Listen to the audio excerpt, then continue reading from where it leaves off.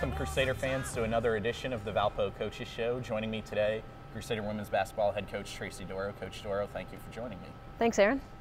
Early going of the season for you guys, a couple wins to start the year and then a rough stretch of losses. Let's start out with the positives. What have you seen from this group through the first part of the season that's really been positive on the court? What has worked well for your team so far? I thought we came out with a lot of energy, especially against IU and even the beginning of Purdue-Calumet, the beginning of St. Louis. We came out with a lot of energy and a lot of confidence and a lot to prove. As the game progressed, though, we kind of fell into some bad habits and some old habits, and we really need to stay focused and continue to do the things that we're practicing and continue to play with that hunger that we really have a lot to prove this year. You kind of touched on it there, but on the flip side of that is kind of what do you need to do better, to start getting results and get on the right track as we get closer to Horizon League play? We need to shoot the ball better. We definitely are shooting a very poor percentage. I think we're getting pretty good shots and we're executing our offense decent at times, and at other times we're not doing a good job, and we need to use our ball screens, set better screens off the ball, and make sure that we're executing so that we get the wide open looks every time. And we have scores from every position, so we need to make sure that we are unselfish and getting the best shot every possession and then knock it down. I feel like we are rebounding the ball well. We need to continue to rebound the ball well and get second chance points. And if we continue to do that and continue to plug away and get extra shots in outside of practice, I think the shots are going to start falling and you're going to see different results. In your losses so far this year, other than the one loss at Duke, which obviously Duke's one of the nation's premier teams, each of the other losses, though, you guys have actually been ahead in the second half of those ball games. You've been right in those games. What does that tell you about your team? The fact that, you're not getting blown out. You're in these games. You're leading these games in the second half. You're putting yourself in a position to win. I think the fact that we are ahead in the second half tells us that we can compete with these teams, and we're doing a pretty good job of playing well for stretches, but we're not consistent enough. We aren't playing for 40 full minutes, and we need to continue to press on to play better for longer. And if we can play better for longer and we execute, both our offenses and our defenses, we're not getting key stops when it's time to get key stops.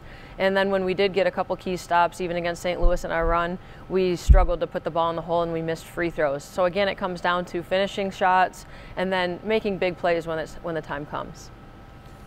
Looking on the defensive side of the ball, a pretty amazing stat this early in the year. You're ranked 5th in the nation right now, three-point percentage against opponents, shooting just 18.8% from three-point range so far this year against you guys. I believe it's like 8 three-pointers total given up in the last 3 games. How big an emphasis is that for you defensively, making sure your defense is solid, getting out, not giving the other team's best shooters open looks from the perimeter? I would have to give our team credit that we are playing the scouting report pretty well, that we know who the shooters are and we're doing a pretty good job of getting out to the shooters. But the focus is more, it's not really the three-point line and the shooters, it's more make every shot a tough one for the opponent. So defensively, really work on closing out with our hands high, contesting all shots and then blocking out and not giving them easy second chance opportunities. We're getting beat a lot when it's a long rebound and they kick the ball around and the offense does a good job moving it. We're not doing a good job of getting out to shooters then. Some of it is I hope that we're rushing, the offense, and I hope that we're forcing them to take rush shots, and I hope that we can continue to do that. That's definitely a focal point for us. You were a little short-handed in the early part of this season, did go without senior point guard Laura Richards for a few games due to a concussion she suffered against IUPUI. She has returned to the lineup.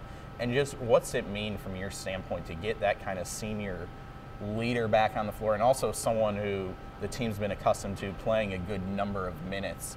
What's it mean to get that presence back out on the court? I think we were 2-0 and we were in our 3rd game of the season when Laura got kneed in the head, going for a loose ball, I believe. And we didn't actually even notice that it happened, but later that evening we found out that she was feeling sick and definitely suffered a concussion. It hurt us. It hurt us at the end of the game. I don't know that she was able to focus as well as what she normally did, and we had a 5-point lead, I think, when she got hit. But it definitely hurt us, and IUPUI took it to us down the stretch, and we didn't finish out strong. And then against Butler, I think we were shell-shocked. What do? We aren't used to we're not used to playing without our senior point guard, and but I think it's really helped us. It's helped us grow as a team. it's given other players an opportunity to step up, and now we know exactly what we need to do, and we're growing a lot more comfortable with the people that have been backing Laura up. So Jess Carr has really stepped up, Lexi Miller stepped up, Sheree Richardson has stepped up, and we need them to continue to do that and be ready to play, you know, should something else happen to Laura or anybody for that matter.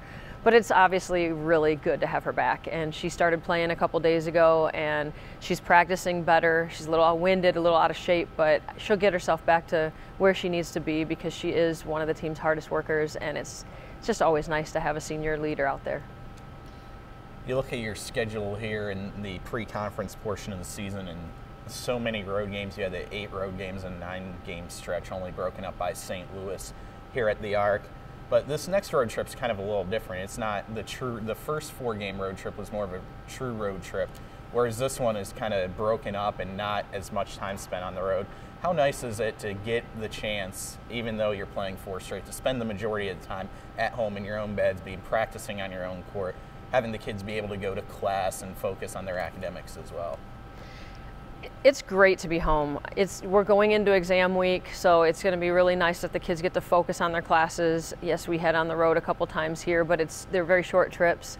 Although I very much enjoyed the trips because I'm just getting to know the players and getting to see them outside of practice. So I very much enjoyed the trip to Duke and the trip to Indianapolis and the trip to Western Illinois and get to spend more time with the players. It'll be nice now for them to be able to focus on their studies, but then when we hit the road, we get to play against teams and compete and then get right back home. And like you said, sleeping in our own beds is a very big positive. And one final question, Coach Dorow. You know, the record not necessarily the best right now. What is the mood of the team, you know, heading into this final stretch of pre-conference games and trying to ultimately prepare for the Horizon League schedule? I think that we're all a little discouraged. There's definitely no question about it. When you take loss after loss after loss, and we've had a couple bad ones where we felt like we didn't play our best, it's tough to have confidence going into the final, you know, into the next stretch of games. But I feel like we're continually working hard. The kids are very focused. They're very optimistic about what's to come, and they're very excited about, you know, working together here and coming into a break from their studies and really getting better as basketball players. They're enjoying each other. We're having a good time. I mean, it's definitely just getting to know one another and really working together and trying to see that we can utilize our skills as a team and become a better team than what we've shown so far. Well, thank you, Coach Dorow, for joining me today. Good luck in your upcoming games. Thanks, Aaron. A reminder, Crusader fans, you can follow the Valpo women's basketball team numerous ways. Social media, follow the team on Twitter at ValpoWBB, on Facebook, like Valpo Women's Basketball. Of course, every game can be heard live on WVUR 95.1 FM here in Valparaiso, or online at valpoathletics.com, which has links to live stats for all the games as well. For Coach Dorow, I'm Aaron Leavitt. Until next time, go Crusaders.